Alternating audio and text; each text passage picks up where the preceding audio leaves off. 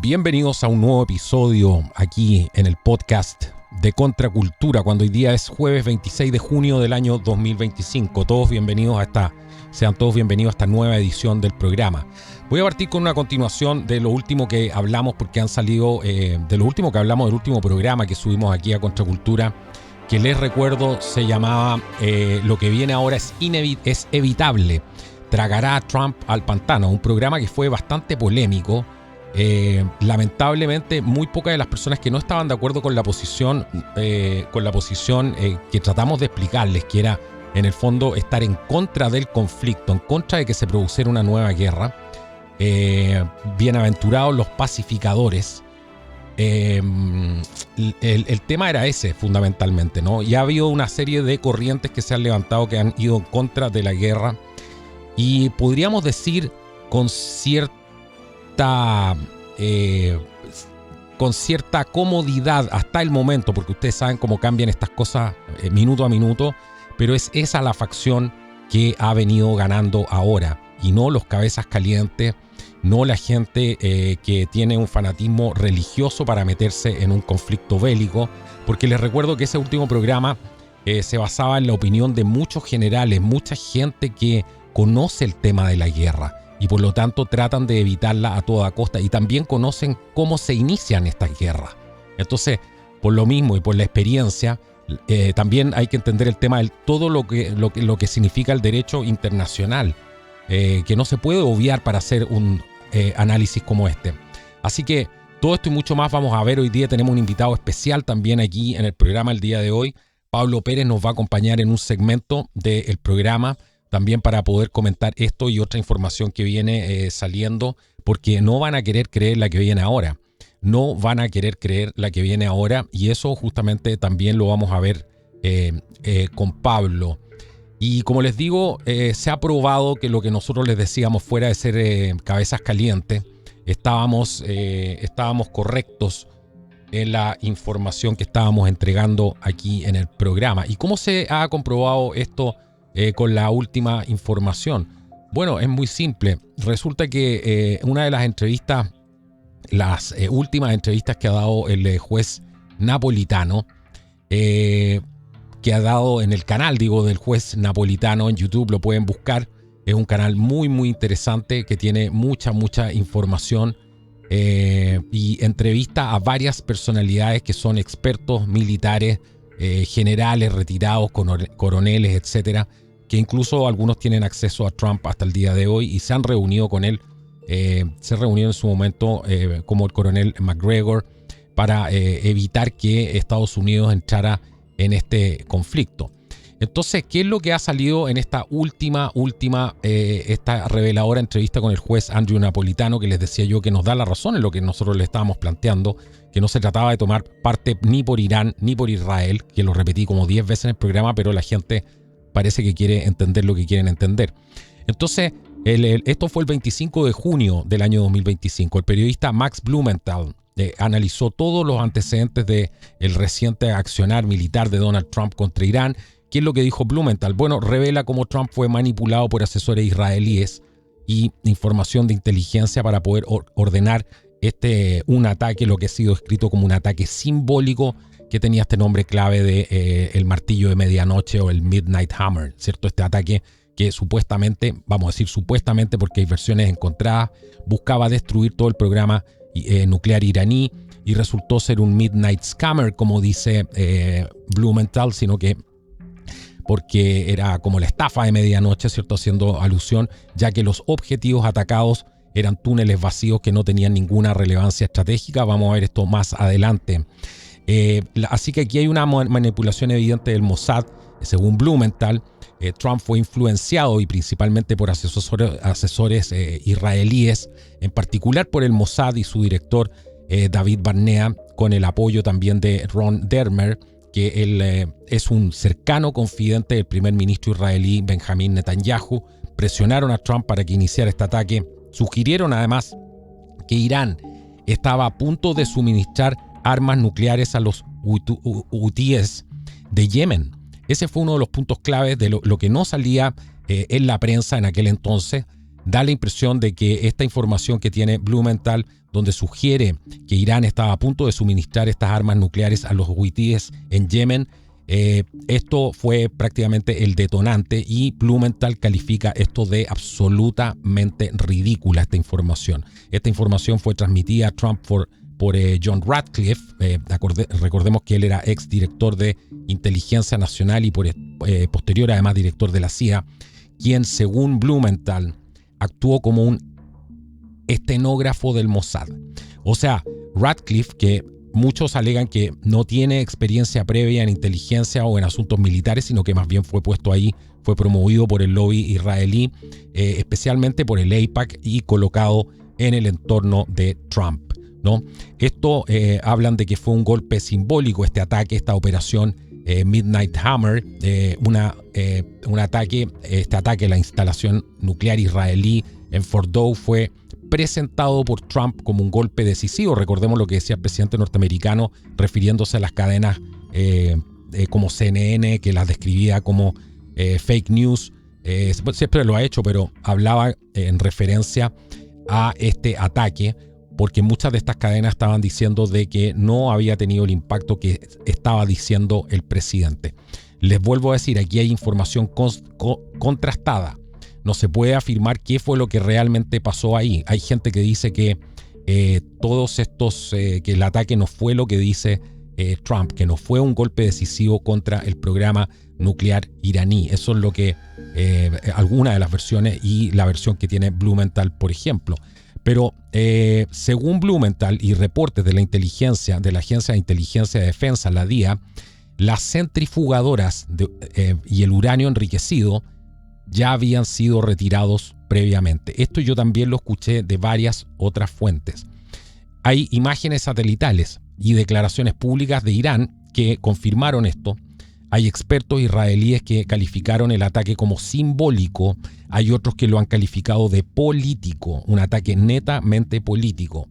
Y lo que sugiere es que su objetivo principal, el objetivo principal de este ataque por parte de los israelíes era involucrar a Trump en un escenario mucho más amplio de cambio de régimen en Irán, que es eso prácticamente de lo único que se habla en Fox News y otras cadenas que están transmitiendo esta información.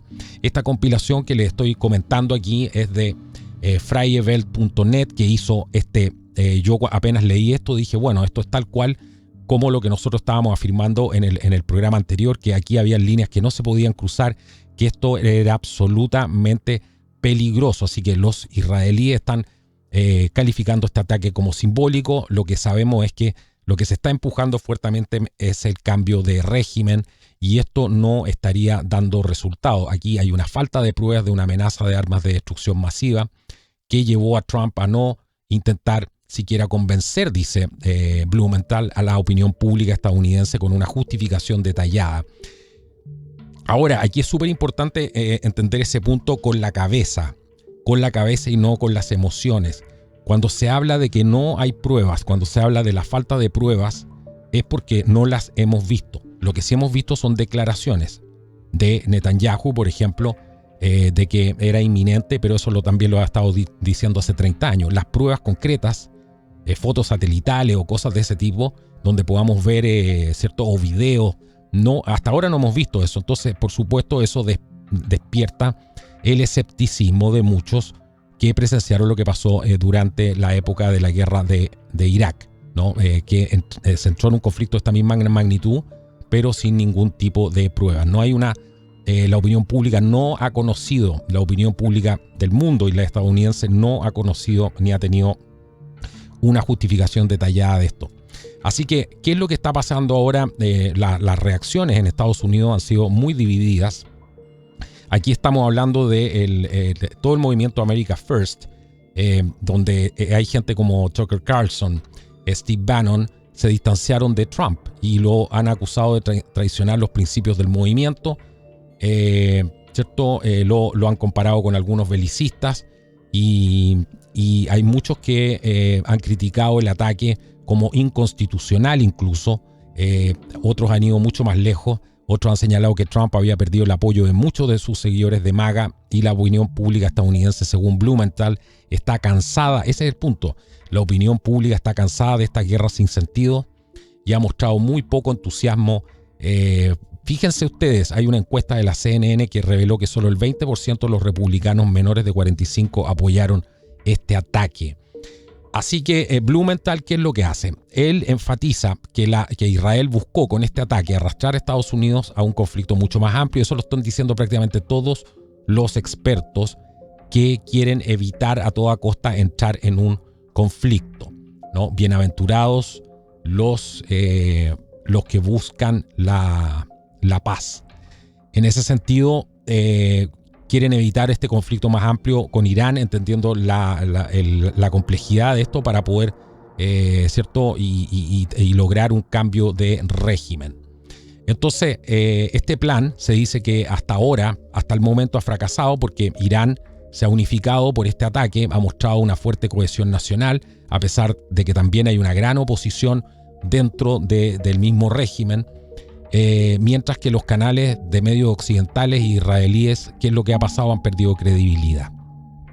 Es lo mismo que les dijimos, ¿no? Están perdiendo la narrativa, lo venimos repitiendo hace varios programas. También es preocupante ese punto, ¿no? Porque cuando se pierde credibilidad en el escenario internacional, como lo que estamos viendo ahora, bueno, al final llegamos a un escenario que nadie le cree a nadie. Entonces, esa ha sido hasta ahora la cosecha. Trump, por otro lado, ha expresado toda su frustración que tiene con Israel, particularmente con Netanyahu. ¿Por qué? Porque violó un alto al fuego al lanzar las fuerzas israelíes municiones sobre Teherán cuando se supone que ya estaba anunciado este alto al fuego. Y Trump mismo dijo, bueno, ahora les dispararon con todo lo que tenían, nunca habíamos visto un ataque como ese, estaba enfurecido, dijo, ambos países están fuera de control, llevan mucho tiempo combatiendo y no saben lo que están haciendo. Así que él se quejó, además públicamente, como muchos de ustedes habrán visto en uno de estos videos, que dijo que no sabían lo que hacían y se mostró preocupado por toda esta escalada de conflicto. Bueno, en conclusión, ¿cuáles son las consecuencias a largo plazo que se prevén para Israel? La guerra ha debilitado a Israel, los ataques de represalias iraníes han superado a los sistemas de defensa aérea de Israel, como el Iron Dome, el THAAD, y todo esto ha sacudido la mentalidad colonial del país, como nos dice Freiwelt.net. En Gaza acaba de haber un ataque, ¿cierto? Se acaban de perder la vida de 7 soldados israelíes, mientras que Hamas, muchos dicen que permanece intacto. La economía israelí sufre, por supuesto, por todos estos altos costos de la guerra, las inversiones extranjeras. Vamos a ver el tema, ya viene Pablo Pérez, el tema de los puertos, infraestructura crítica, ni hablar del sector tecnológico, que todo esto está en riesgo.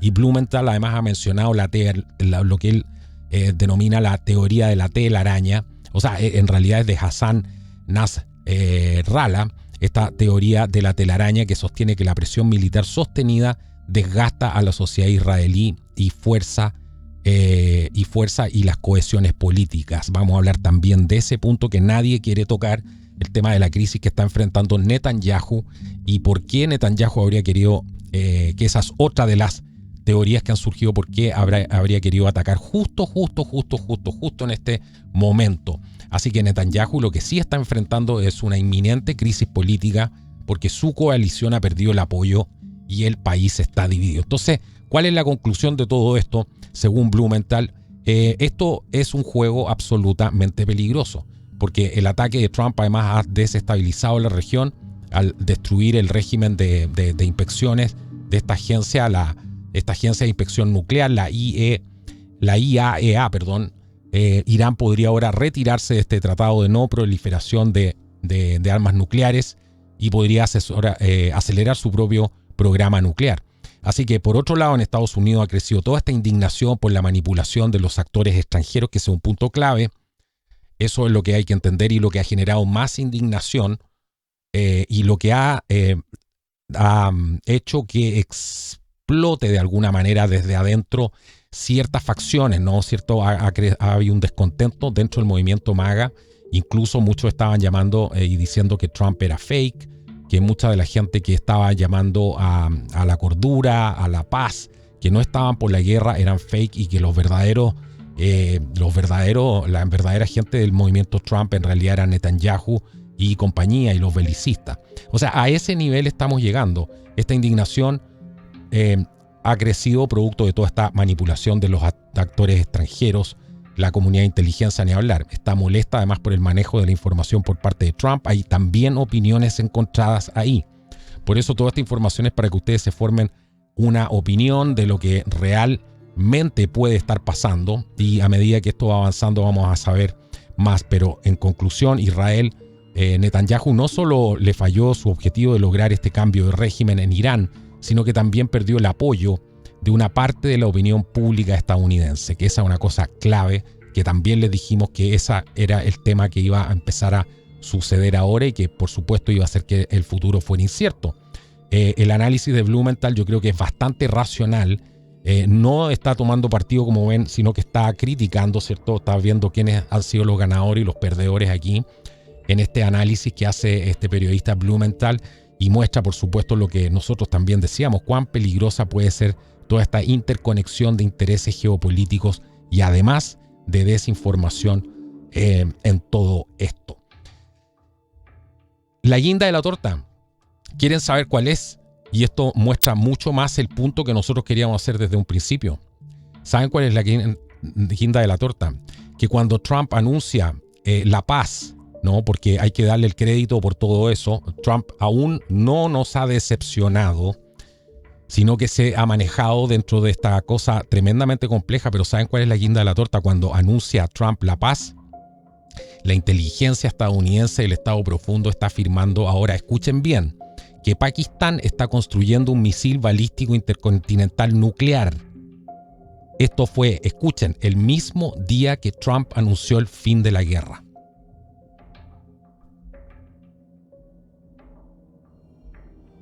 El mismo día que Trump anunció el final de la guerra. Steve Bannon, respecto a eso, dice esto es culpa del Estado Profundo, de los fabricantes de armas, de la locura que impulsa a esta ciudad, refiriéndose a Washington D.C. Si no desmantelamos esto ahora, no se detendrá jamás. El verdadero interés vital es nuestra frontera sur y resguardar los problemas que tenemos, ¿cierto?, en nuestro propio país. Vamos a un pequeño corte y ya volvemos con Pablo Pérez para analizar todo esto en este programa de Contracultura. Volvemos en un minuto.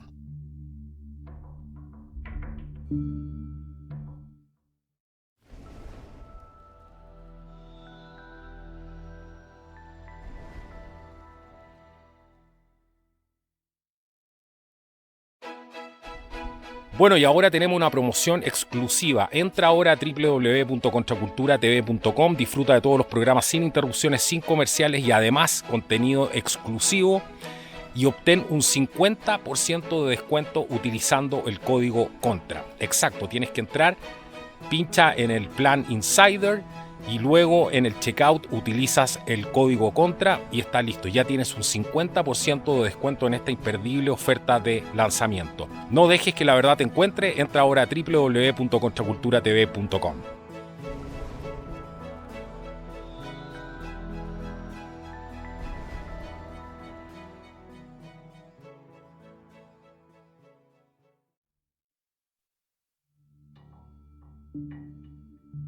Bueno, aquí estamos de vuelta en el podcast de Contracultura con nuestro amigo Pablo Pérez. ¿Cómo estás, Pablo? ¿Qué opinas de esto increíble?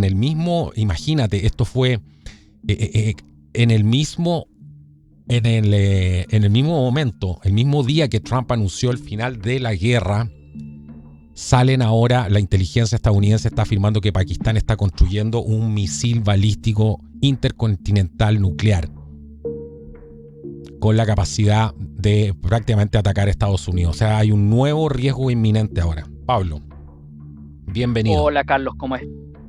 Muchas gracias por la bienvenida. El inicio del programa del día de hoy, como ustedes se habrán dado cuenta, fue un poco diferente porque era necesario hacer una aclaración después del tremendo programa que hiciste el pasado jueves, el día de la fecha que estamos grabando, el 26 de junio del 2025. El programa que él salió prácticamente 2 días antes del ataque, de este ataque estadounidense que hoy día está muy, muy cuestionado a las facilidades nucleares. Después voy a hacer una aclaración respecto de las declaraciones que hizo Gabriel Boric, que confundió una serie de términos respecto a qué era lo que estaba y lo que no estaba en aquella montaña de Fordow, donde, claro, tú hiciste el necesario llamado a la paz, a la cordura. Mucha gente, especialmente los militaristas neoconservadores y el mundo del fanatismo religioso, no entiende que especialmente desde Vietnam, Estados Unidos tiene una relación un poco compleja con el fenómeno de la guerra, ¿me entiendes? La tragedia que ha supuesto especialmente para las generaciones actuales, ya en los albores de la era del internet, que como tú bien dijiste en un programa, no miente, la guerra de Irak del 2003, cómo empezó y entre comillas cómo terminó, porque en lo personal creo que todavía no ha acabado del todo.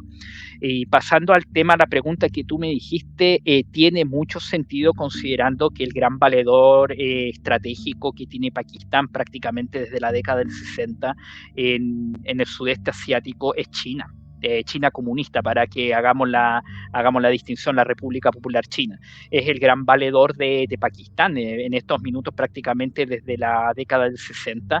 Gran parte del equipo, del equipo militar que utiliza Pakistán, aparte del de origen europeo y estadounidense, es de hecho chino, ¿me entiendes? Ellos en las dos o tres guerras que tuvieron con India durante la década del 60 y a principios del 70, utilizaron con bastante éxito muchas copias chinas de aeronaves soviéticas, ¿ya? Y la cosa no ha terminado.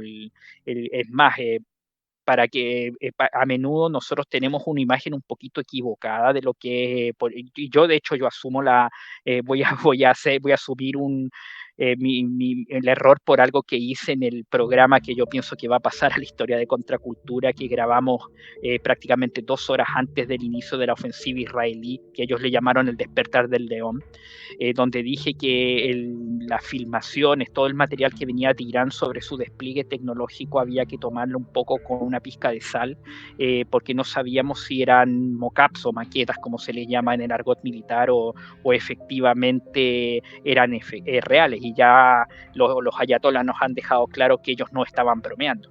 Y en el caso pakistaní hay que señalar que piensa tú que su desarrollo tecnológico es tan elevado que ellos fueron literalmente los que le enseñaron a los norcoreanos, a Corea del Norte, a fabricar bombas atómicas.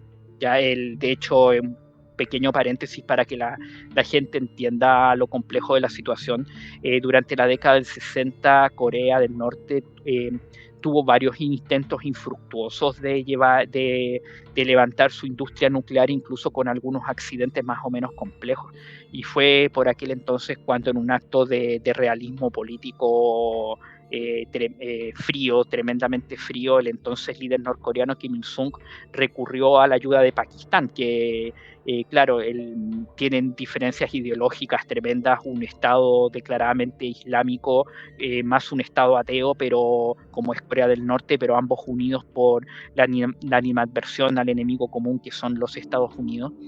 Pakistán vendió prácticamente la tecnología completa para llegar al estadio último del desarrollo, que es el artefacto nuclear, desde las famosas centrifugadoras que se han puesto tan en boga en el último tiempo para obtener el material fisionable, hasta planos y modelos de artefactos nucleares. Incluso hay una anécdota un poco rocambolesca de la década del 80, cuando Pakistán no halló nada mejor que enviar todos los planos y toda la documentación técnica a Pyongyang, recurriendo al expediente de situarla al interior del ataúd de la esposa del entonces embajador norcoreano en la capital de Pakistán, en Islamabad, que había fallecido repentinamente, y el ataúd fue clasificado como diplomatic pouch, como valija diplomática, y por tanto no podía ser inspeccionado en las aduanas. Así que prácticamente Corea del Norte recibió prácticamente como se dice, sin concursos ni sorteos, prácticamente el libro de jugadas completo para obtener una bomba. Por eso yo pienso cuando se hacen nosotros conversamos en nuestra reunión de pauta, que, por ejemplo, respecto al tema de la bomba que utilizó Estados Unidos el pasado sábado, que muchas páginas de defensa han recibido un aluvión de visitas de personas que quieren saber qué realmente utilizaron. Y de hecho, por ejemplo, Jane's Defense, la conocida publicación británica, aterrizó un poco el tema y destacó que incluso muchas de las imágenes que se estaban viendo del ataque eran en realidad representaciones artísticas que había hecho en el pasado, en la década del 2000, el mismo Departamento de Defensa, cuando el arma se estaba presentando al Congreso para requerir los fondos. ¿Qué quiero decir con esto? Que muchos de los detalles de estos artefactos permanecen clasificados. Y lo mismo pasa con el cómputo que hacen institutos especializados, como por ejemplo el Instituto de Investigaciones para la Paz de Estocolmo, por ejemplo, que es una fuente que a menudo se cita mucho, sobre el cómputo de cabezas que tienen los países llamados del club nuclear, tanto los oficiales como los no oficiales. Respecto del caso norcoreano, por ejemplo, habitualmente se citan que ellos tienen 50 cabezas. Yo pienso que son muchas más. Ya yo apuesto a que por lo menos están cerca de las 100. A Pakistán se le atribuyen generalmente 200 de todos los tipos. Yo pienso que es el doble. ¿Ya? En el caso de Israel se cita aproximadamente 300 a 400. Yo pienso que Israel fácilmente puede estar cerca de las 1000. Y así sucesivamente. Curiosamente, los únicos países de los cuales nosotros tenemos alguna certeza de cuánto armamento nuclear manejan es Estados Unidos, Rusia, la Federación Rusa, el Reino Unido y la República de Francia, debido a que ellos han sido los que han tratado de cumplir más o menos estrictamente a las regulaciones, por ejemplo, de lo que se llama el Tratado de No Proliferación y el Pacto de Cielos Abiertos. ¿Me entiendes? Que tú comentaste en un programa anterior, y con esto podemos ir avanzando en el tratamiento del tema.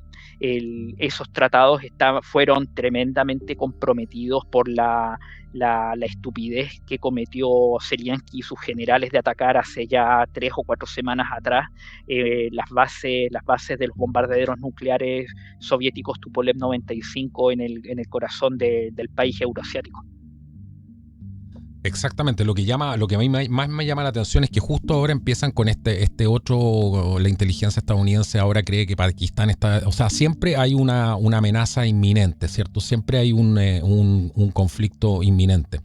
Ahora, me gustaría llevarte al plano, porque esto también hay que ponerlo en perspectiva, ¿cierto? Hay mucha gente que se deja, no digamos guiar, pero tienen esa animadversión con el régimen de Irán por todo lo que hemos visto, el daño también que han causado en la región, ¿cierto? ¿Crees tú cómo se puede sopesar ese análisis? Porque los generales norteamericanos que están preocupados de esta situación, que incluso se han reunido con Trump, lo que tratan es de evitar en este conflicto evitar una escalada, ¿cierto? Que nos pueda llevar a un conflicto nuclear o a un desastre de magnitudes nunca antes vistas en la historia de la humanidad, con el tipo de armas que tenemos ahora. Entonces, yo creo que eso es lo que ha preponderado aquí, el hecho de que tratar de llamar a la calma, tratar de llamar al entendimiento, a la paz, y más allá de las diferencias que puedan haber con los regímenes o cuánto daño están haciendo.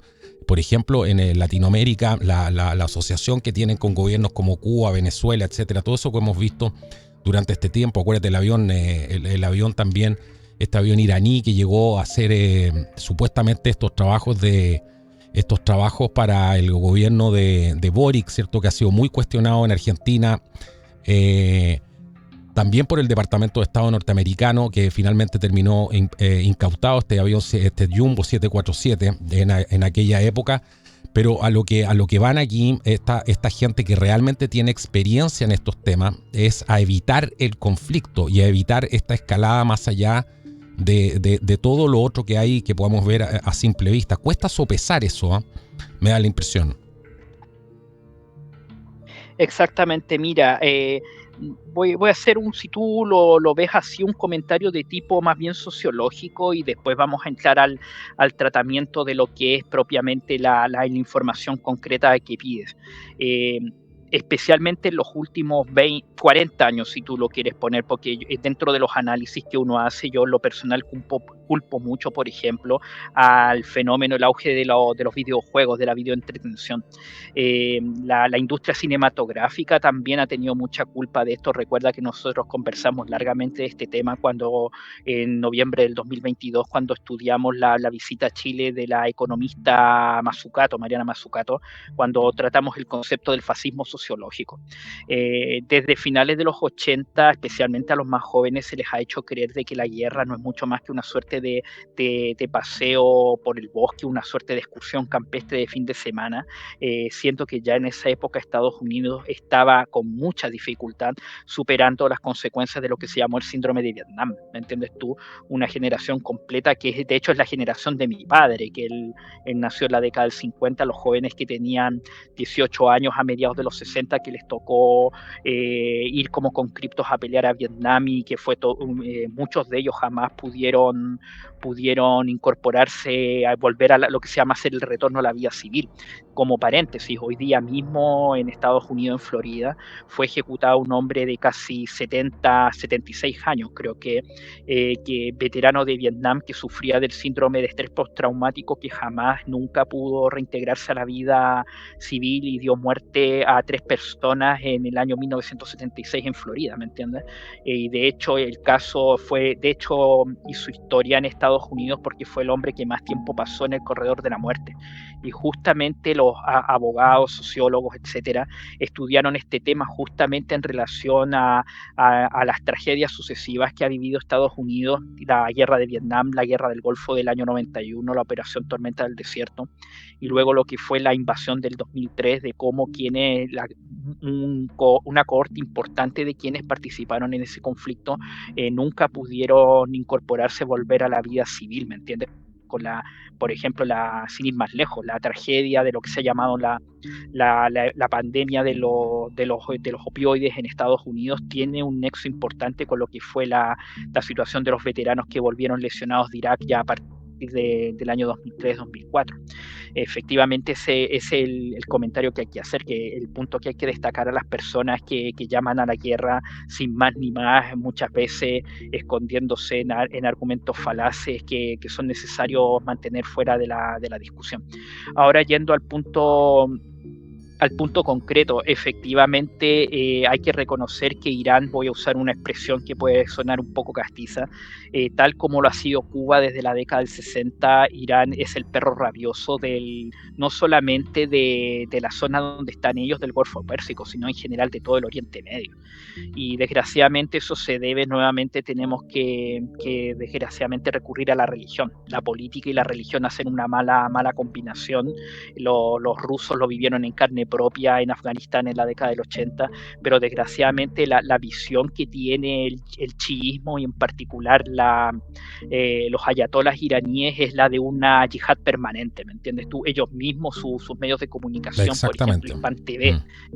Hispan TV, que se ve aquí en Hispanoamérica y donde incluso algunos conocidos youtubers colaboran con ese canal, hablan de la yihad permanente, de la conquista del mundo para el Islam. Lo que pasa es que el usuario promedio de los medios de comunicación no escarba tan profundo, pero a veces sus comunicados son, digámoslo, del terror, ¿me entiendes? Tanto es así que incluso Irán allá por el año ya 2022, 2023 incluso, estaban haciendo reclamaciones sobre el territorio antártico, ¿me entiendes tú? ¿Qué hace un país que está más de 20.000 kilómetros del polo sur haciendo reclamaciones, y que además un país que ni siquiera tiene tradición naval, tradición marítima, que prácticamente está enclaustrado y que la única agua que conocen es por un lado el mar Caspio y por el otro, que básicamente es un lago, y por el otro lado es el Golfo Pérsico? O sea, eso te da a entender la idea, la noción de que ellos tienen de que están llamados a una yihad permanente, ¿me entiendes?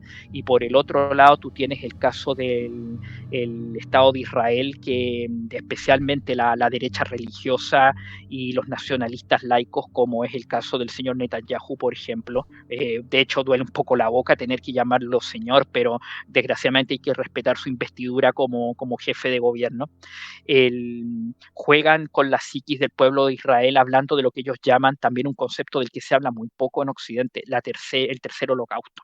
¿ya?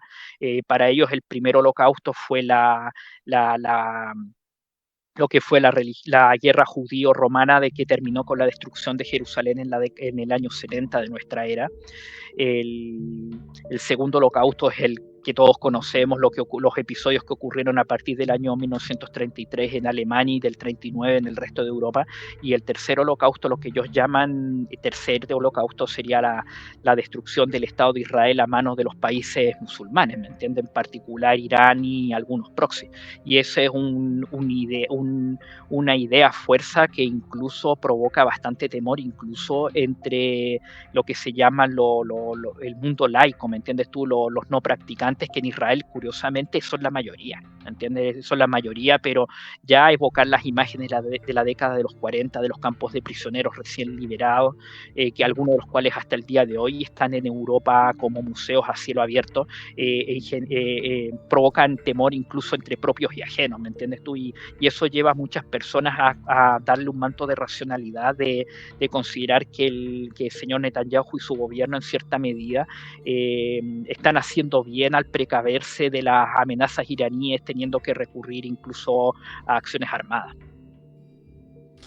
Ahora, ¿qué te parece a ti el tema? Porque se ha hablado mucho de esto también, ¿cierto? La crisis que está, porque llaman a un cambio de régimen en Irán, ¿cierto? ¿No será también un cambio de régimen saludable en Israel?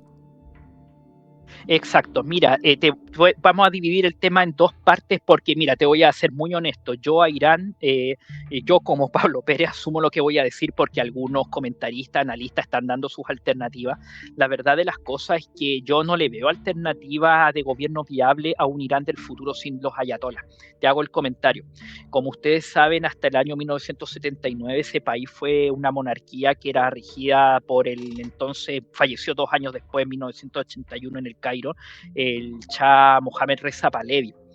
Una familia real prácticamente que no tenía linaje, ¿me entiendes tú? De hecho, los Pahlavi, el origen de los Pahlavi está en un general que dio un golpe de estado en el año 1925, apoyado entre otras cosas por el Reino Unido, por el entonces Imperio Británico, ¿me entiendes?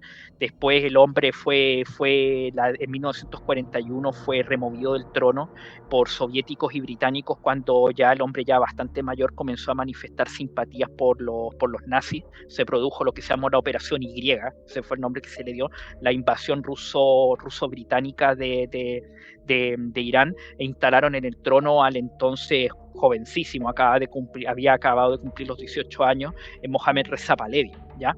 El asunto es que en general, incluso entre los republicanos iraníes que están contra el gobierno de los ayatolás, la familia Pahlavi no tiene ninguna simpatía.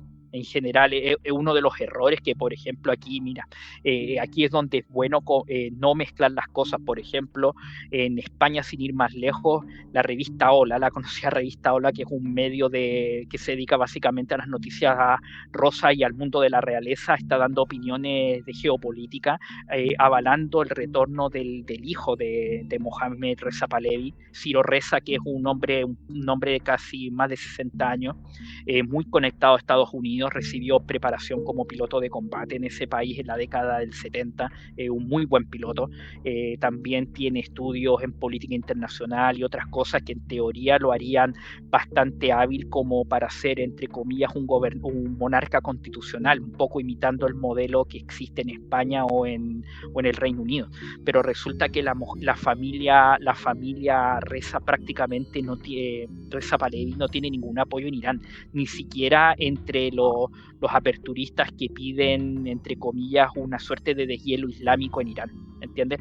El pequeño grupo de gente que apoyó en su minuto a la monarquía hasta la década del 70, la gran mayoría o fueron ejecutados por el Ayatollah Khomeini en la década del 80, o bien se exiliaron fundamentalmente en Europa Occidental y en los Estados Unidos. Recuérdate tú que al mismo tiempo que se estaba produciendo la diáspora camboyana y vietnamita en los Estados Unidos, también hubo una diáspora iraní, ya que incluso eso ha sido documentado en películas, documentales, etcétera. Y antes de pasar al tema de Israel, destacar que, de hecho, hace pocas semanas atrás, una de las hijas que en teoría es princesa, digo en teoría, de este presunto heredero que quieren instalar Israel, Estados Unidos y gran parte de Europa Occidental en el trono del pavo real en Teherán, curiosamente se casó con un empresario de origen israelí que además es íntimo amigo de Jared Kushner. Ya Jared Kushner, que se dice que estaría un poco caído en desgracia, el ex yerno de Donald Trump y que fue el autor intelectual de los llamados Acuerdos de Abraham, que en estos minutos yo diría que están en un punto muerto. Y respecto al cambio de régimen en Israel, hay que destacar que ya desde antes del 7 de octubre del 2023, que fue cuando ocurrió el ataque de Hamas en el sur de Israel, que hasta el día de hoy muchos aspectos de esa operación no están del todo claros, la verdad sea dicha, el señor Netanyahu ya tenía bastantes complicaciones del tipo judicial, algo que a mis compatriotas chilenos les va a sonar muy conocido. El señor Netanyahu, desde sus tiempos como alcalde de Jerusalén, ya tenía fama de ser un funcionario tremendamente corrupto. No solamente corrupto, sino que incluso tenía denuncias de acoso sexual a funcionarias y otras denuncias de similar laya. Y el asunto es que cuando ocurre el ataque del 7 de octubre del 2023, la Corte Suprema de Israel estaba a punto de decir, es un país que, dicho sea de paso, la separación de poderes se respeta estrictamente. Ya recién ahora se está empezando, entre comillas, a disolver la separación tradicional de los poderes debido a la influencia de la derecha religiosa ortodoxa, ¿ya?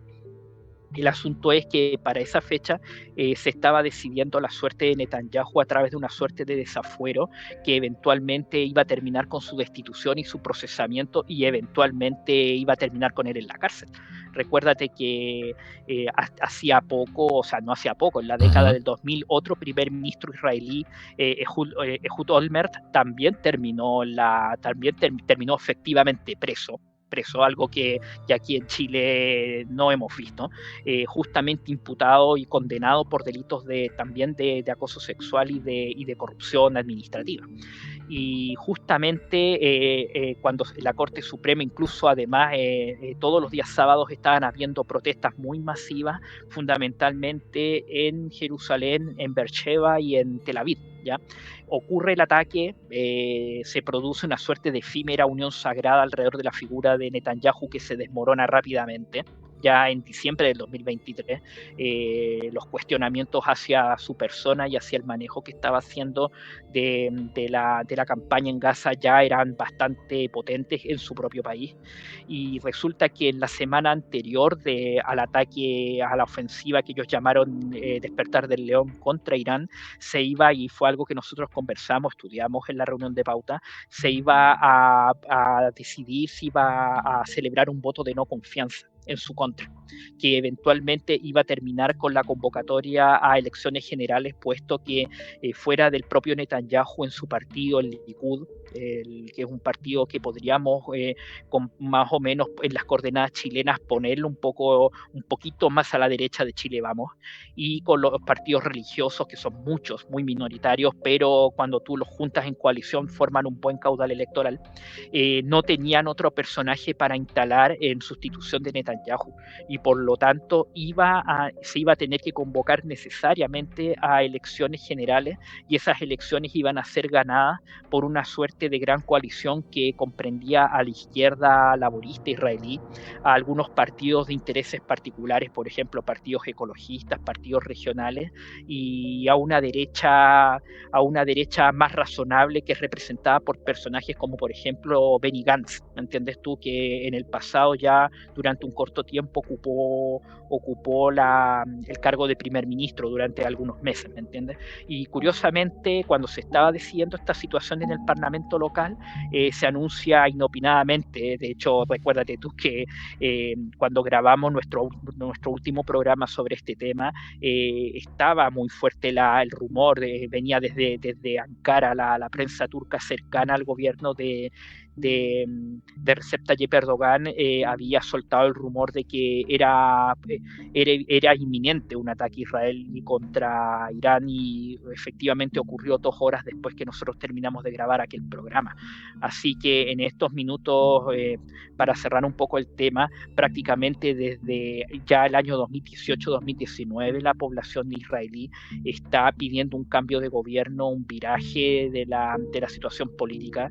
El estado de guerra permanente está haciendo mella, especialmente entre los más viejos, entre los cuales hay que destacar todavía quedan muchos sobrevivientes del Holocausto que han sido, curiosamente han sido, lo que también lo hace ver hasta un poco patético, han sido la cabeza, la voz cantante en estas protestas justamente contra aquellos políticos que dicen protegerlos de otro holocausto, y también entre la gente joven. Una de las grandes tragedias que no se habla de Israel es que está habiendo una inmensa inmigración de gente joven además muy bien calificada, que está emigrando a los Estados Unidos, a Europa Occidental y a Australia, que también representa un tremendo daño para la economía de aquel país. Exacto. Bueno, muchos lo que critican de Netanyahu, ¿cierto? Que porque algunos hablan de que habría consolidado su poder político. Otras versiones dicen que no lo estaría consolidando, todo lo contrario. Pero ha hecho comunicados en inglés, por supuesto, ¿cierto? Hablándole al público norteamericano en general.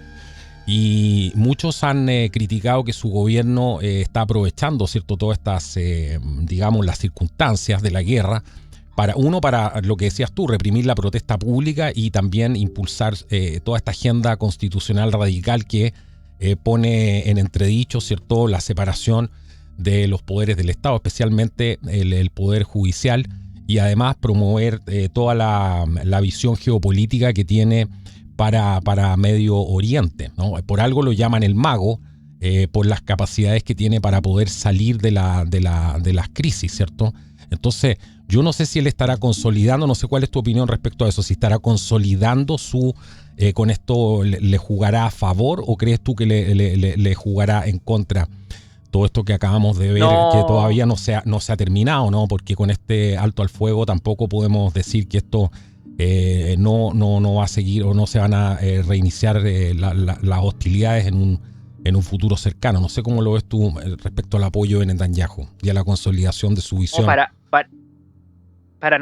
para nada, y es más, te agradezco que me hayas hecho esta pregunta, porque justamente corresponde a algo que se me quedó un poco en el tintero del análisis anterior, pero que lo vamos a decir ahora. Efectivamente, y esto yo asumo la responsabilidad de lo que voy a decir, justamente frente especialmente a las personas, algunos de ellos, hay que decirlo con bastante falta de tino y respeto, opinaron en el último programa que tú hiciste de la transmisión de emergencia. Yo pienso que este debería ser el lema de nuestro programa del día de hoy. Bienaventurados sean los pacificadores. Completamente de acuerdo. La meta que tiene el señor Netanyahu, y en particular quienes le controlan, y el gran grupo que está a la derecha suya, que son fundamentalmente los partidos religiosos como el Chas, es transformar a Israel en un estado religioso, retrocediendo fácilmente 1400 años en el tiempo. Esa es la loca meta que tienen personajes como, por ejemplo, los que en Estados Unidos están reunidos alrededor de la secta conocida como Chabad Lubavitch, a la cual Netanyahu y otros personajes de la política internacional son muy cercanos o miran con bastante respeto, ¿me entiendes tú? Esa es la loca idea que tienen. Aspiran a construir en pleno siglo XXI un estado religioso que parece sacado de las páginas de Moisés, de los jueces, ¿me entiendes tú?, de los profetas, etcétera, que claro, uno como cristiano comparte cierto caudal cultural y religioso con ellos, pero también tenemos que, ¿me entiendes tú?, entender la evolución natural de las sociedades, entender por qué surgió la separación de poderes en el siglo XVII y XVIII a raíz de los abusos del Estado, de lo que se llamaba el Estado el antiguo régimen, el Estado absoluto, el Estado del autócrata, ¿me entiendes tú? Por ejemplo, sin ir más lejos, yo no pretendo aquí hacer una defensa del señor Putin, pero uno de los insultos que a menudo le dirige la cabeza de la Unión Europea, la señora von der Leyen, la señora Kallas y una serie de personajes más, es que lo tratan de autócrata. Pero por el otro lado, lo que estamos viendo, el plan que tienen los aliados del señor Netanyahu en Israel, es transformar a ese país en una autocracia religiosa donde la separación de poderes es entendida como un mecanismo para la defensa de los derechos del ciudadano dados por el mismo Dios, por la misma naturaleza humana, no tienen ninguna cabida. O sea, esas son las contradicciones que a muchos de quienes defienden, incluso con argumentos religiosos, la intervención israelí en Irán, debieran empezar a hacer un poquito más de ruido. ¿Ya? Efectivamente a este hombre le llaman el mago por su capacidad de supervivencia política. Exacto. ¿Ya? En general en la política la supervivencia es un arte en sí mismo y Netanyahu no es el último, no es el único. El siglo XX conoció a muchos supervivientes. El emperador Puyi de Manchuria, el antiguo asesor de seguridad nacional fallecido el año pasado, el señor Kissinger, que pasó por administraciones de distinto color, ¿me entiendes tú? Hay en el Reino Unido también tiene algunos supervivientes propios también, ¿me entiendes? Por ejemplo, Tony Blair, ¿me entiendes tú? Que después el hombre, después que tuvo una salida tan ignominiosa del gobierno tras apoyar la invasión de Irak el año 2003, el hombre se reconstruyó en las organizaciones internacionales, específicamente en el foro de Davos, etcétera. Pero yo me atrevo a decir que a Netanyahu la suerte se le acabó. Ya afortunadamente para el mundo, digo yo, porque en estos minutos quienes están oficiando como valedores suyos son poderes extranjeros y ni siquiera poderes constituidos, son grupos de interés que operen al interior de naciones como por ejemplo Alemania, el Reino Unido e Estados Unidos, ni siquiera son estos países como tales, ¿me entiendes? Sí, Lo que están haciendo en realidad es manipular a las autoridades de esos países para levantar un discurso, pero al interior del Israel mismo, y aquí nosotros asumimos un rol de responsabilidad porque nosotros para hacer estos programas acudimos a las diversas fuentes, no es que nosotros estemos diciendo las cosas que se nos salen de la cabeza. Prácticamente hasta el 7 de octubre del 2003 las protestas contra Netanyahu primero fueron diarias y después se hicieron semanales porque claro, la gente tiene que ganarse la vida, pero eran protestas gigantescas, paralizaban ciudades enteras y la única forma de poder acceder a ellas era a través de los canales alternativos o de la propia prensa local israelí, ¿me entiendes tú? El Haaretz, el Jerusalem Post y los distintos canales de ahí, porque los medios occidentales de línea principal no lo estaban documentando. No, y lo que sale en Telegram, claro. Telegram, exactamente, sí. No lo quería decir, pero lo dijiste abiertamente, claro. Que incluso las convocatorias en Israel es uno de los países, dicho sea de paso, debido a que justamente Israel recibe mucha emigración de judíos que provienen de la antigua Unión Soviética y del mundo del este, que es de donde proviene la aplicación Telegram. Israel es uno de los países que más utiliza a nivel mundial Telegram y justamente las convocatorias se hacen a través de ellas, ¿me entiendes? Y justamente ahí uno podía ver que efectivamente el Netanyahu no era precisamente el héroe libertador que está del Medio Oriente, que están tratando de levantar algunos medios occidentales y algunos comunicadores. Ese punto es clave, lo que estás diciendo tú, porque claro. Esto contrasta, porque convengamos una cosa, y un país como Israel tiene que tener, ¿cierto? Y tiene esta tradición de lo que ellos denominan esta seguridad preventiva, ¿cierto? De establecer esta doctrina de seguridad preventiva. Pero esto contrasta completamente.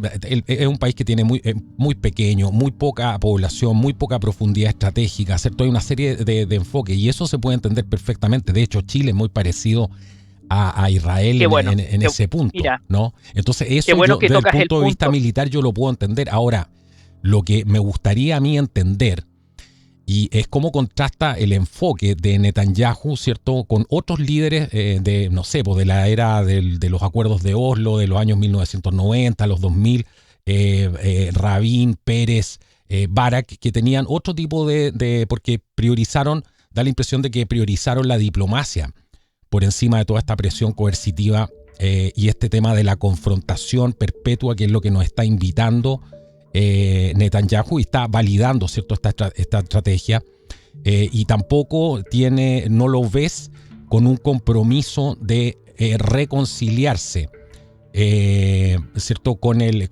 dentro del Oriente Medio. A mí eso es lo que me preocupa. Mira, qué bueno que hayas tocado el punto, ya tú estabas hablando en términos técnico-militares, eso es lo que algunos estrategas llaman la maldición de Brandenburgo, ya la falta de profundidad estratégica. ¿Por qué se le llama así? En referencia al antiguo estado de Prusia, el antiguo reino de Prusia, que se originó en torno a lo que se llamaba la marca de Brandenburgo, que es el lugar donde está ubicado Berlín, la actual capital de Alemania, que está más o menos, para que ustedes se hagan una idea, la frontera histórica entre Polonia y Prusia, por así decirlo, lo que después fue Alemania, está a 90 kilómetros andando en auto. Berlín de la frontera, andando en auto, ¿me entiendes tú? Y por eso fue una de las razones por la que prácticamente en 3 semanas, a principios de 1945, ya las tropas del Ejército Rojo, fundamentalmente el dispositivo blindado del Ejército Rojo, tuvo rodeada la capital alemana por el este, ¿me entiendes tú? Avanzaron muy rápido, además son terrenos muy llanos, terrenos planos, y esa es la situación que tiene Israel en estos minutos, ¿me entiendes? Prácticamente, sin ir más lejos, para que ustedes se hagan una idea, Belén o Bethlehem, que está en los territorios ocupados de Palestina, está a 2 horas andando en auto desde Jerusalén. ¿Me entiendes tú? Y tú en una media mañana estás andando, porque además las carreteras israelíes en general son muy buenas. En auto tú en media mañana estás en Jerusalén, o tomas un autobús y llegas a Tel Aviv a la playa, ¿me entiendes tú? Las distancias son muy pequeñas. Pero yendo al punto, lo que tú señalas, voy a hacer aquí un comentario, ya un análisis de tipo más, incluso de tipo esotérico, Por si favor. te parece. Aunque ustedes no lo crean, nuestro actual presidente, Gabriel Boric, al que nosotros aquí en Contracultura apodamos el paciente, y Netanyahu son 2 caras de la misma moneda. Ya son 2 caras de la misma moneda, y a ustedes les va a parecer un poco extraño porque Netanyahu, de hecho, su presentación personal es bastante pulcra, un personaje que podría pasar por un ejecutivo de un gran banco, un desarrollador tecnológico. En ese sentido, el hombre cuida bastante sus puestas en escena. En ese sentido, el hombre es un político ducho, por algo le llaman el mago, porque en política es esencial, importante, Maquiavelo lo decía muy bien, tener clara conciencia de las dimensiones, lo que se llama en física las dimensiones, es decir, el tiempo, el espacio y la masa, el peso, ¿me entiendes tú? Cuando tú tienes clara esas 3 dimensiones, te puedes mover bastante bien en el terreno. Gabriel Boric no lo tiene, y por eso comete tantos furcios, tantos errores, ¿me entiendes tú? Pero lo que hermana a ellos es la intransigencia. Ya la intransigencia en el caso del señor Boric viene dada por la adhesión a las ideas que provienen del marxismo, que han sido la raíz de las tragedias que como país hemos vivido desde la década del 50, ¿me entiendes tú? Y que ahora las estamos viendo levantarse de la tumba otra vez. Mientras que en el caso del señor Netanyahu, la intransigencia viene dada desde el mundo religioso que lo apoya, que yo ya nombré, el partido Chas, por ejemplo, la secta Chabad Lubavitch, y una serie de grupos que quieren construir esta suerte de utopía mosaica sacada de las páginas del Antiguo Testamento, ¿me entiendes tú? De la Torá. Mientras que por el otro lado, líderes a los cuales tú nombraste, y que, ojo, muchos terminaron mal. Eso es importante señalarlo. Por ejemplo, recordemos que ese fue uno de los primeros homicidios de la era moderna, dicho sea de paso, que se transmitió por televisión. El señor Rabin, Yitzhak Rabin, fue asesinado a finales del 1995, poco después de la suscripción de los pactos de Oslo, en un mitin político por un joven que nunca fue bien identificado, que justamente después se le descubrieron lazos con grupos ultra religiosos y ultranacionalistas de Jerusalén. ¿Me entiendes tú? Ehud Barak en estos minutos está prácticamente viviendo como paria, llevando una vida literalmente exiliado en Nueva York, y hace poco apareció involucrado en el caso Epstein, ¿me entiendes tú?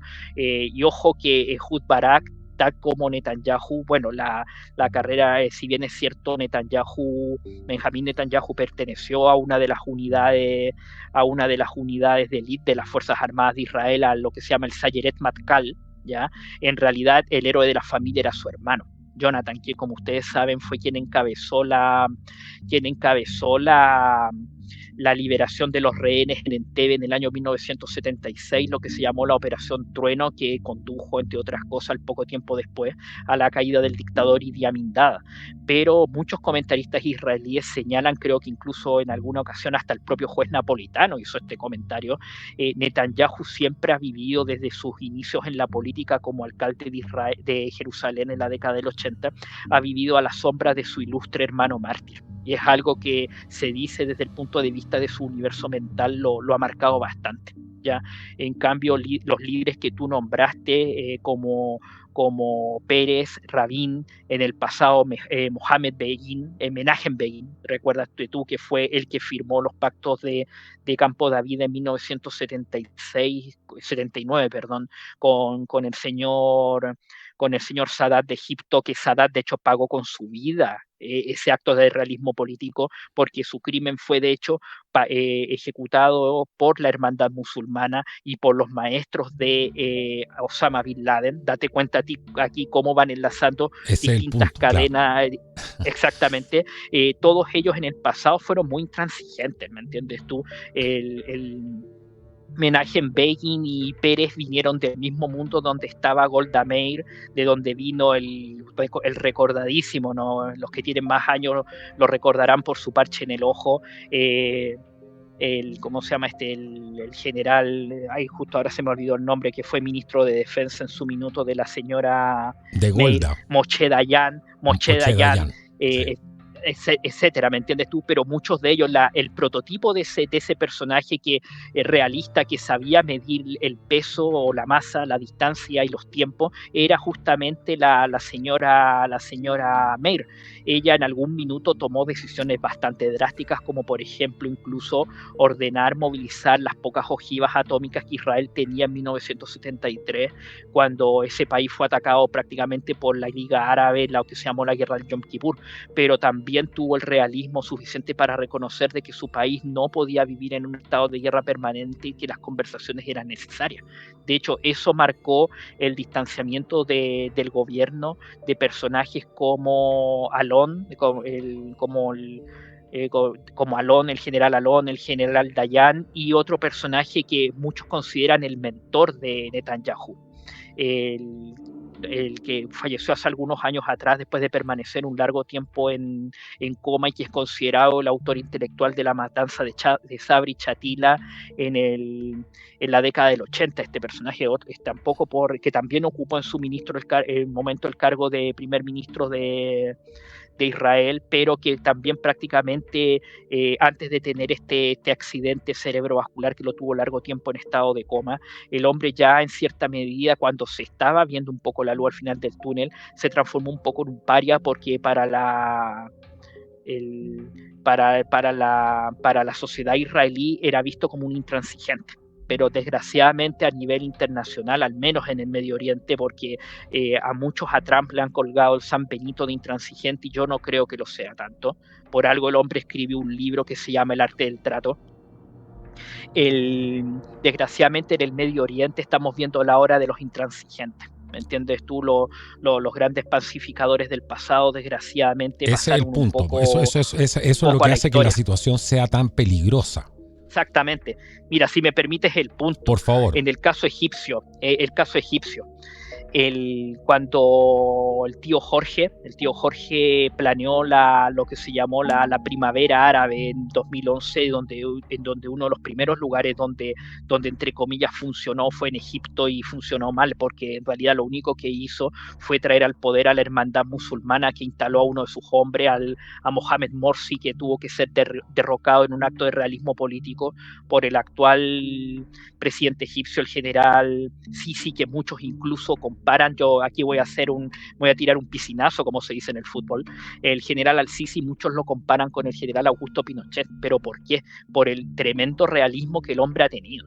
Ya al-Sisi en ese sentido ha sido literalmente un encantador de serpientes, manteniendo controlado a la hermandad musulmana, que le ha pedido incluso una intervención militar a favor de Gaza. Recordemos que el paso de Rafah, que es la puerta sur la puerta sur de Gaza, está en territorio egipcio. Tú literalmente llegas a Egipto. Un par de horas más allá en auto está Damieta y Alejandría, para que la gente se haga un poco la idea de lo cortas que son las distancias, pero ha sabido mantenerlo controlado, incluso a riesgo de tener que ordenar la condena a muerte de algunos de los líderes de la hermandad, ¿me entiendes? Pero por el otro lado ha mantenido una relación muy, muy cercana, muy cordial con Estados Unidos y con la Unión Europea Occidental, ¿me entiendes? Pero claro, como lo que te estaba diciendo, a raíz de la propaganda progresista, prácticamente condenó en vida a Mubarak, ¿me entiendes tú? A Hosni Mubarak, efectivamente el hombre le llamaban el faraón, ¿me entiendes tú? Efectivamente sus últimos años era de hecho un dictador, pero no nos podemos olvidar que Mubarak, el sucesor de Sadat tras el asesinato de 1981, fue uno de los artífices, por ejemplo, de los acuerdos de paz de Oslo a los cuales tú te referías. ¿Me entiendes tú? El propio Trump ha dicho que para bailar tango se necesitan 2 personas. Exacto. Por el lado israelí tú tuviste a pacificadores, entre comillas, muy entre comillas, como Yitzhak Rabin, como Shimon Peres, como Ehud Barak, etcétera, como Ehud Olmert. Ojo, Ehud Olmert hay que reconocerle, al que yo nombré, que efectivamente también hizo cosas a favor de la paz. El hombre viene del mundo del Partido Laborista Israelí, pero desgraciadamente quedó expuesto como un delincuente y acabó en la cárcel, que de hecho eso fue aprovechado por el partido del Likud, por el partido del señor Netanyahu. Eso, en ese sentido, la política israelí es un sistema de tipo parlamentario, por eso es muy, muy movida, ¿me entiendes tú? Pero por el lado árabe tú tuviste personajes como Mubarak, que hicieron bastante por la paz, y desgraciadamente Soros, gracias a Soros, terminaron caídos en desgracia. Y también te voy a nombrar a tres parias que hay que reconocerles que también en su minuto hicieron bastante, pese a que eran de hecho dictadores, por mantener entre comillas el barrio controlado. 4 en realidad. Los Assad, padre e hijo. Bashar al-Assad, que cayó en diciembre del año pasado y en estos minutos está refugiado en Moscú. Su padre Hafez, ya, Saddam Hussein y al expresidente de Libia, el coronel Gaddafi, estos últimos 2 que todos sabemos cómo terminaron, bastante mal de hecho, y justamente con lo poco presentables que son, porque esa es la verdad de las cosas. Claro, el punto es que se transformó eso después de que los derrocaron, pues ese es el punto, claro. Y con esto termino. Libia en estos minutos es el mayor mercado de esclavos a cielo abierto del mundo, y que en gran medida la avalancha migratoria por el Mediterráneo hacia los países del sur de Europa comenzó tras la caída, lo que se llamó la operación Amanecer de la Odisea, o la operación Harmattan, que fue la intervención de la OTAN en ese país, en Libia, allá por el año 2013 creo que ocurrió esto. Y por el otro lado, el caso de Irak en estos minutos está transformado en la práctica, al menos el sur de Irak, digamos, de Bagdad hacia el sur, está transformado en la práctica en una colonia iraní, ya de manos de la mayoría chiita, que está radicada en torno a las ciudades de Basora y Kerbala. La frase esa que recordaste tú, ¿cierto? Creo que está en el Sermón del Monte, ¿no? Bienaventurados los pacificadores. Yo creo que esa es la clave hoy en día. Para terminar me quiero ir con el tema de Donald Trump, el papel que ha tenido que jugar aquí, lo criticado que también ha sido por aparentemente, ¿cierto? En un inicio vimos, ¿cierto? Que se estaba plegando hasta cierto punto a las peticiones de Netanyahu para prolongar este conflicto y para llevarlo a un cambio de régimen, porque eso es lo que estaban buscando, ¿cierto? El cambio de régimen en Irán.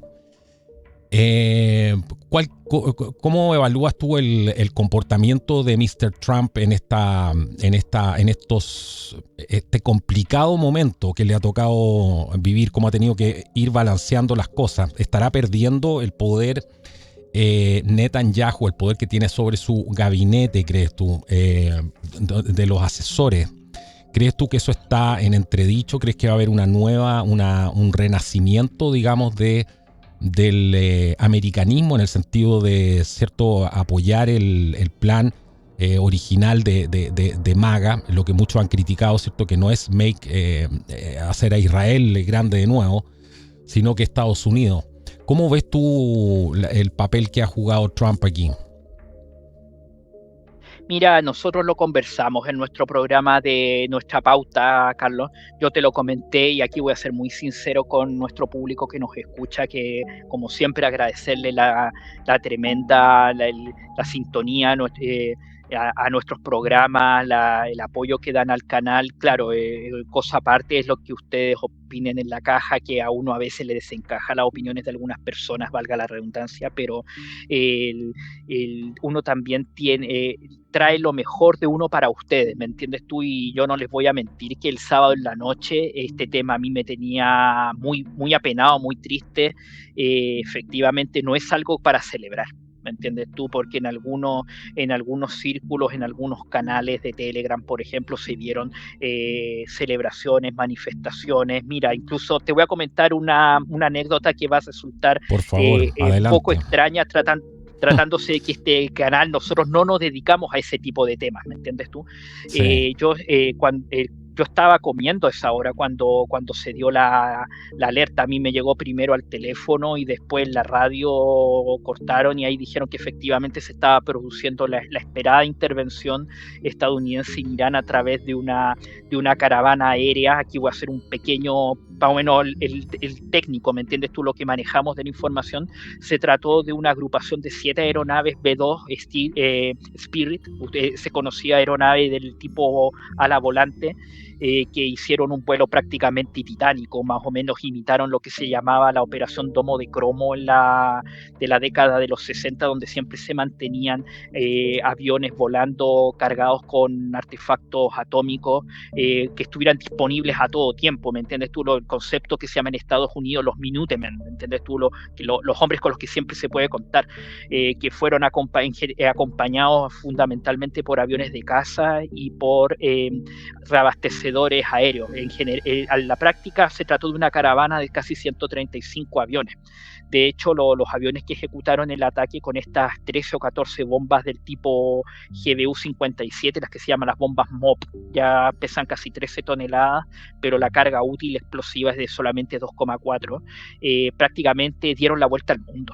Ya me entiendes tú, se hizo una finta con otros aviones simulando un reforzamiento de la base aérea Anderson en Guam, en medio del Pacífico, para engañar a propios y ajenos, pero en la práctica los aviones, para poder retornar a Estados Unidos continental, la base está en el estado de Missouri, estos aviones prácticamente circunnavegaron el Ecuador del mundo, ¿me entiendes tú? O sea, literalmente en una misión de combate hicieron algo que, una hazaña que hace 500 años ejecutó Hernando de Magallanes y Juan Sebastián del Cano, ¿me entiendes tú? O sea, más o menos para que ustedes tomen más o menos en perspectiva que más o menos desde el punto de vista técnico qué fue lo que representó el ataque. No sé, fue una locura, Pero como el punto 36 horas de vuelo, algo así, era una cosa impresionante. un día y medio de vuelo, exactamente.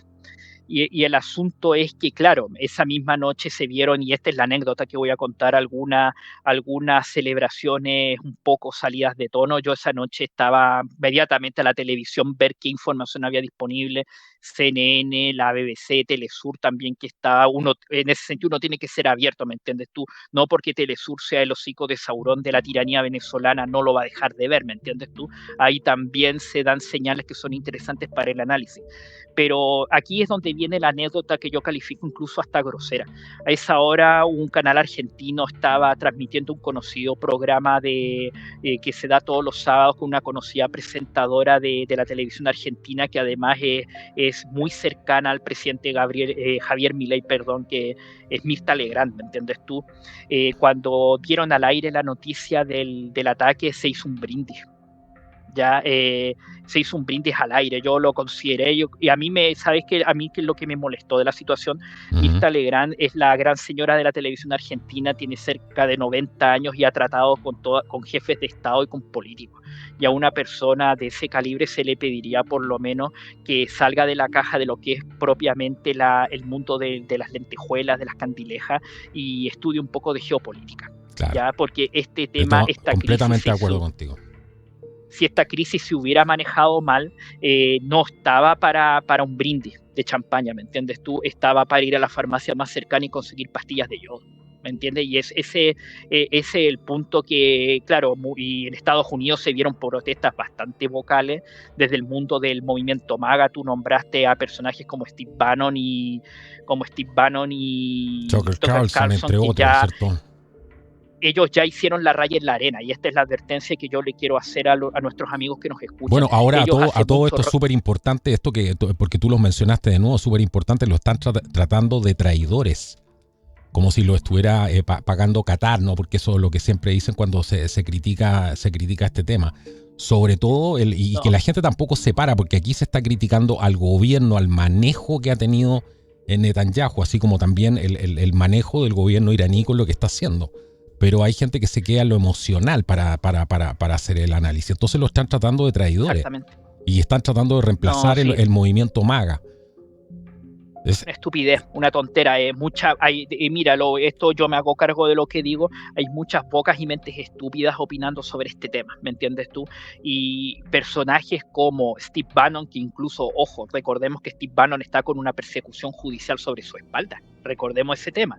El amigo Tucker Carlson, que él en algunas ocasiones ha dicho que ya ni siquiera presta atención a las amenazas de muerte que recibe sí, cada vez que es que ese es el emite una punto. opinión. Hay gente que ¿Me está entiendes? Ellos poniendo ya todo en la hicieron, línea y miren cómo lo están atacando solamente por el hecho de que se tratan de posicionar del lado correcto de la historia, que es no repetir, ¿cierto?, lo que ha venido haciendo digamos, la política del Estado profundo de Estados Unidos. Sí, ese es el punto. mira, y ese es el punto, ellos ya hicieron su raya en la arena, y por eso a nosotros ya nos merecen absoluta confianza. Y mira, yo aquí, porque tú me pediste más o menos un análisis sobre lo que ha sido la performance política de Trump en esto, para no desviarnos mucho del tema. Te quiero citar también un personaje que aquí ha salido a la palestra respecto de un libro que escribió en la década de los 90, pero que adquirió actualidad porque fue el primero que denunció el episodio del gasoducto Nord Stream en el mar Báltico en septiembre de 2022. Me estoy refiriendo al periodista Simon Hersh, que ya es un hombre que también merece absoluta confianza. Ya él hace mucho rato hizo también su raya en la arena por un libro que escribió exactamente sobre este tema, que se llama La opción de Sansón. ¿Me entiendes tú? Este libro nosotros, por razón de tiempo, no voy a describir al aire de qué se trata. De hecho, ese tema da para otro programa, Eso te iba a decir, pero sí. ¿a qué es lo que me refiero? La denuncia que hace en el libro La opción de Sansón el señor Hersh describe lo que es la última locura de los sectores extremistas que controlan el gobierno del Estado de Israel, que es lo que te decía yo, estos partidos religiosos que quieren, entre comillas, acabar con la democracia occidental de tipo europeo que tiene Israel y transformarlo en una utopía mosaica sacada de las páginas de la Torá de hace 1500 años atrás. Eso es lo que me refiero. Acá, y claro, como les vengo diciendo, el tema me tuvo bastante mal durante un par de días, pero cuando comenzamos a recibir informaciones, como se dice antes, en el campo por el correo de las brujas, y ahora en el lenguaje más estratégico por vías reservadas, por vías de confianza, estamos viendo que efectivamente Trump y sus hombres de más confianza han tenido que estar haciendo un verdadero trabajo de encantadores de serpientes, teniendo que dejar contentos a propios y ajenos. ¿Me entiendes tú?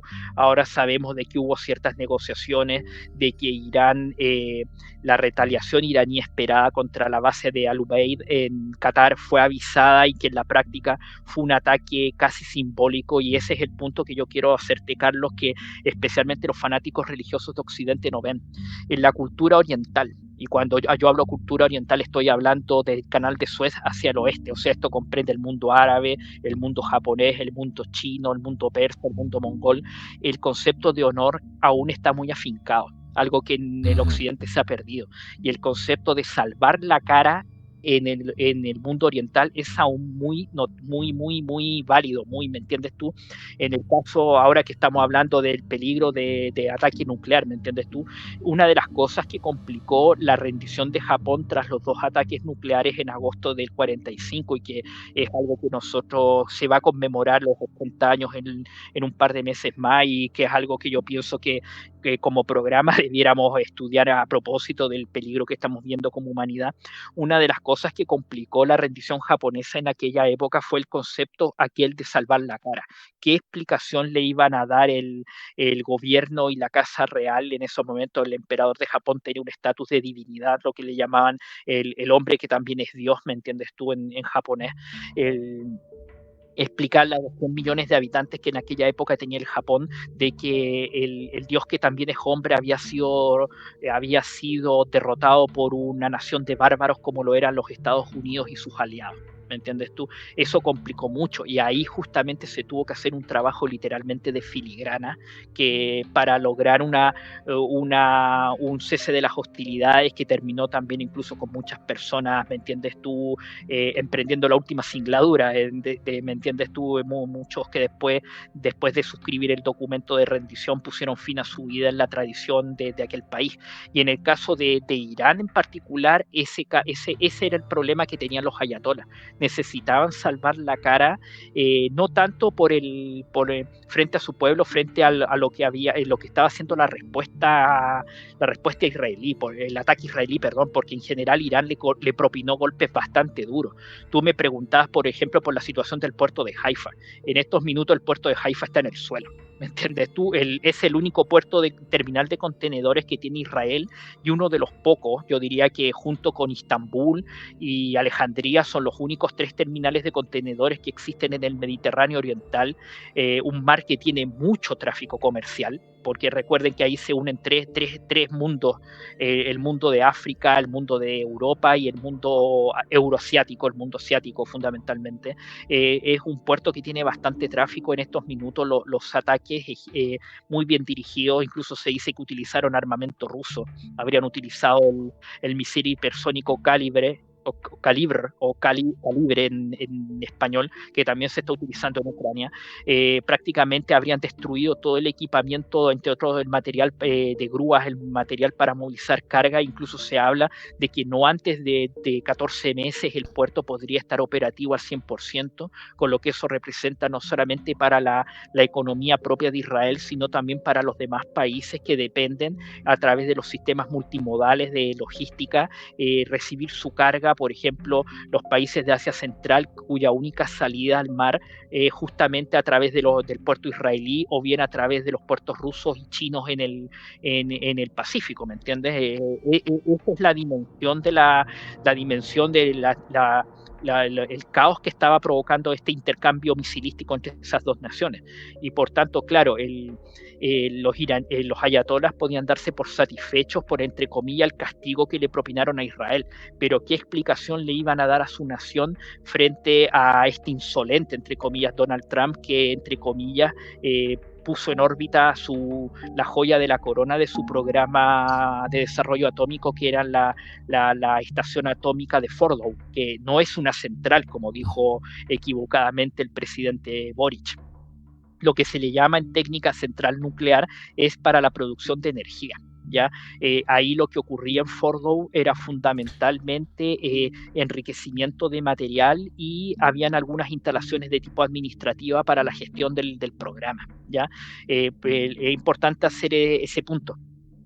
Pero claro, los ayatolás, insisto en la idea, necesitaban salvar la cara frente a la bofetada que les propinó Estados Unidos, y probablemente la respuesta que ellos dieron el pasado día lunes sobre la base de Al Ubaid en Qatar fue, y de hecho los propios iraníes dijeron que el tema se avisó que venía una oleada de misiles.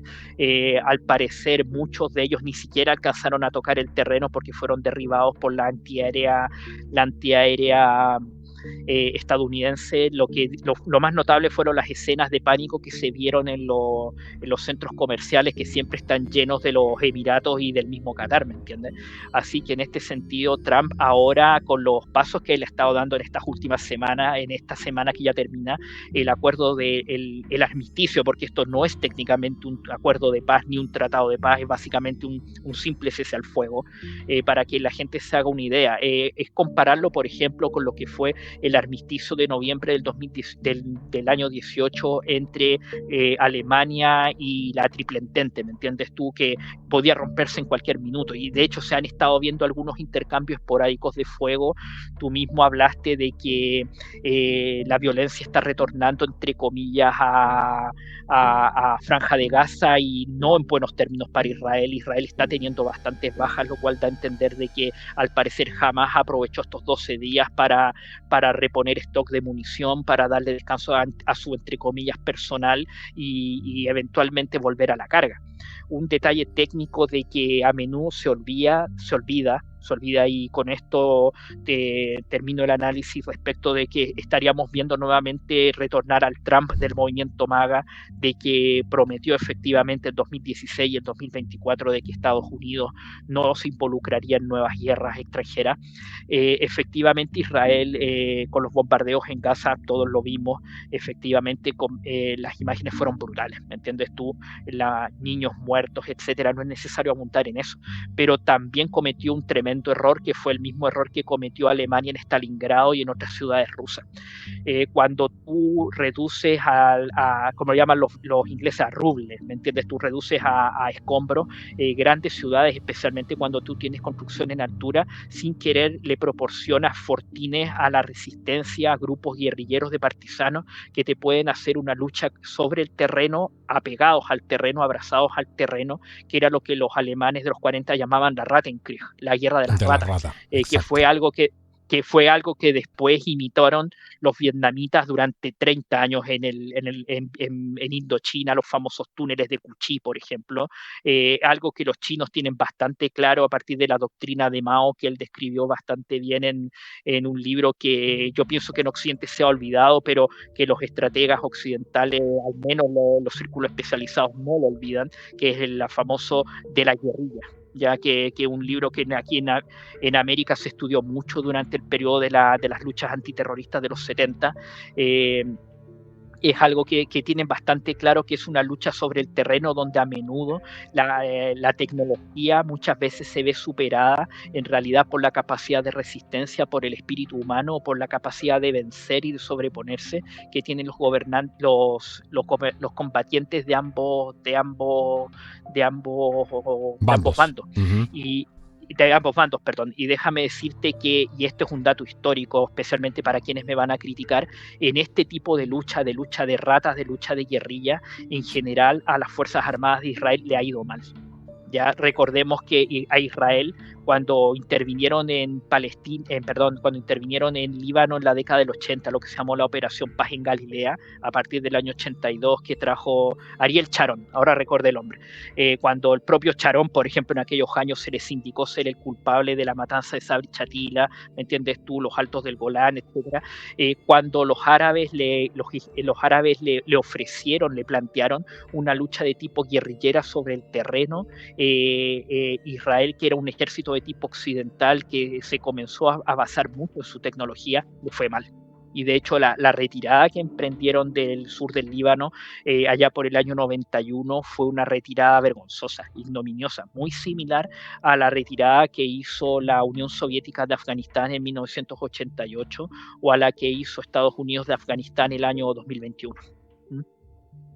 Complicado el escenario porque, claro, como dices tú, la batalla de Stalingrado, ¿cierto?, escribió los nuevos manuales de lo que era la guerrilla urbana. Ahora la pregunta es, ¿qué tanto se ha beneficiado Netanyahu con esto? Porque él mismo dice es que los túneles están abajo, cuando ¿cierto?, dinamitamos los túneles, se viene abajo la infraestructura de la ciudad, o sea, porque esa es la justificación que da él. Pero por otro lado pudieron transformar, como decían muchos fanáticos, a la Franja de Gaza en prácticamente un estacionamiento. Y no hay nada de eso, barrieron absolutamente con todo, porque eso les permitió también seguramente la justificación para poder demoler absolutamente todo el lugar. ¿Quién tendrá, quién estará diciendo la verdad y cómo serán las cosas en terreno? Bueno, habría que verlo. Disculpa que me tome estos minutos, pero quiero aclarar ese punto. Al día de la fecha, que estamos grabando este programa, Franja de Gaza no es ni la playa de estacionamiento de la que hablaba la derecha religiosa israelí, ni tampoco la Riviera que en algún minuto quizás un poco estúpidamente habló Donald Trump. Eso lo transformaron en centenares, si no miles, de barretines y fortines que pueden ser utilizados el día de mañana por la resistencia palestina y que va a ser imposible desalojar uno por uno. Claro, efectivamente los ingenieros efectivamente los túneles principales de donde salieron los combatientes que atacaron, por ejemplo, el Festival Nova en octubre del 2023, efectivamente fueron demolidos. Ya, eso es cierto. Más que los demolieron, los tapiaron. ¿Entiendes tú? Se detonaron las bocas de los túneles y probablemente muchos combatientes murieron adentro. ¿Entiendes tú? De hambre, de sed, vaya a saber tú qué.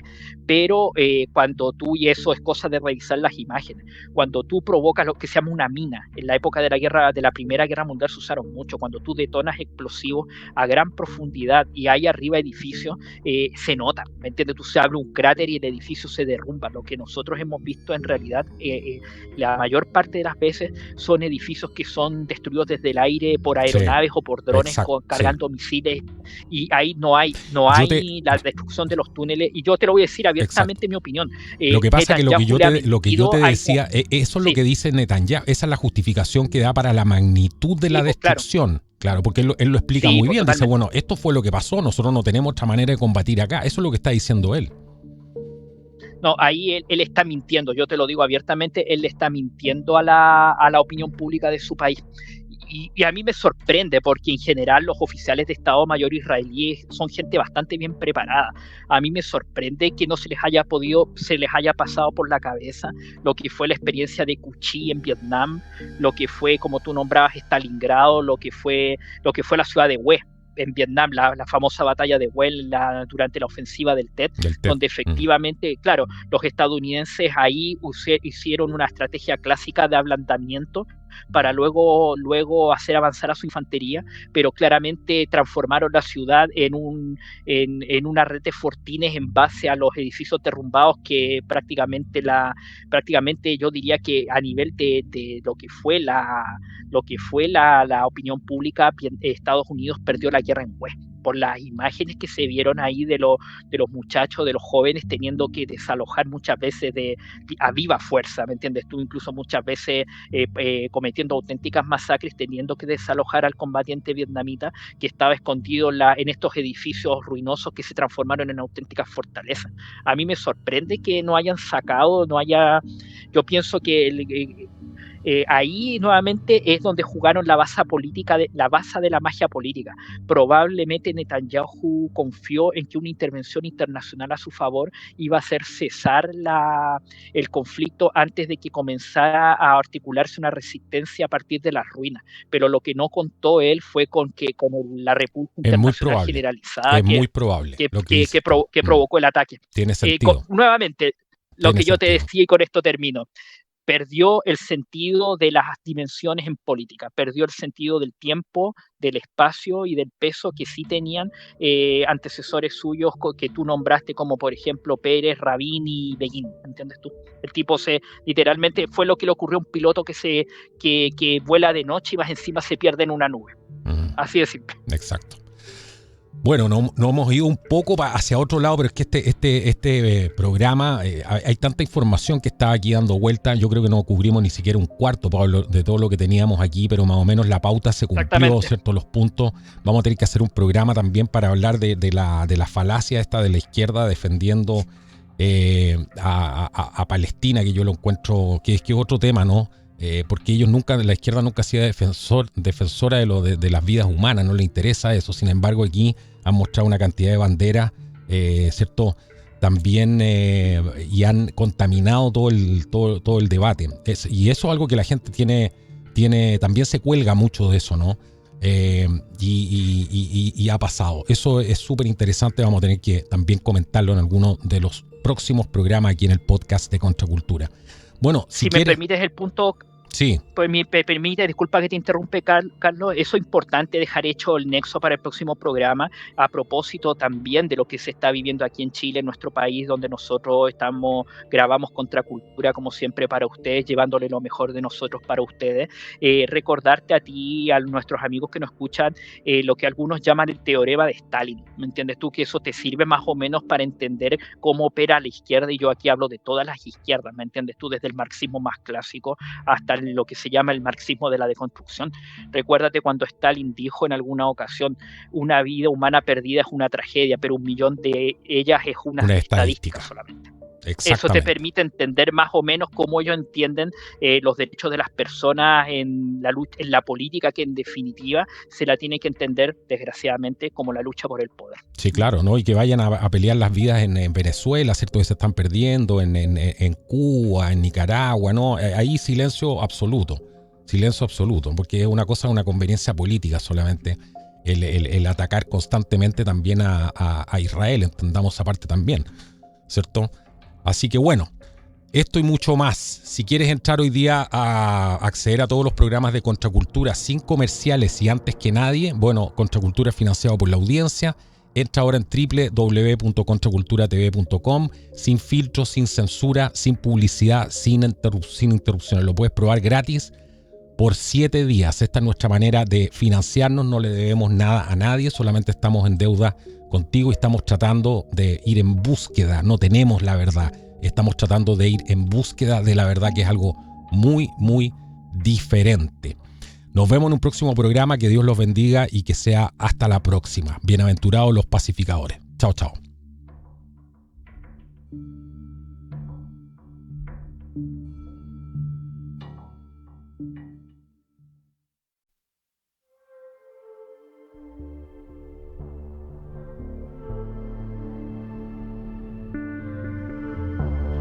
Bueno, hola y bienvenidos todos a contraculturatv.com. Aquí vas a poder disfrutar de contenido exclusivo que no vas a ver en otra parte, que no subo a YouTube, solamente aquí para la gente que apoya esto, y poder hacerlos disfrutar de otras cosas, romper esa brecha de repente que existe entre su humilde servidor y que puedan además acceder a otro tipo de cosas, conocer otro tipo de entornos, como este bosque maravilloso que me encuentro hoy día.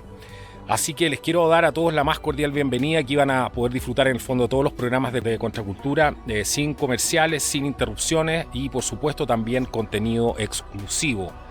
Lo más relevante de esto, que nos va a permitir ser una de las primeras plataformas en español haciendo esto, llevando un modelo, un formato que es completamente distinto y que además nos permite producir otro tipo de contenido, y esa es justamente la idea. Uno siempre tiene que estar invirtiendo en esto, siempre tiene que estar mejorando. Ustedes son testigos de todo lo que se ha hecho en el canal desde que partió, y bueno, es sumamente importante también poder financiar todo esto. Así que nos vamos a transformar no solamente en una manera de poder financiar toda esta operación, sino que además poder invertir una gran cantidad de todos esos recursos también en Contracultura TV, trayéndoles entrevistas, trayéndoles reflexiones desde lugares especiales. Bueno, todo eso y mucho más. Bienvenidos todos hoy día aquí a www.contraculturatv.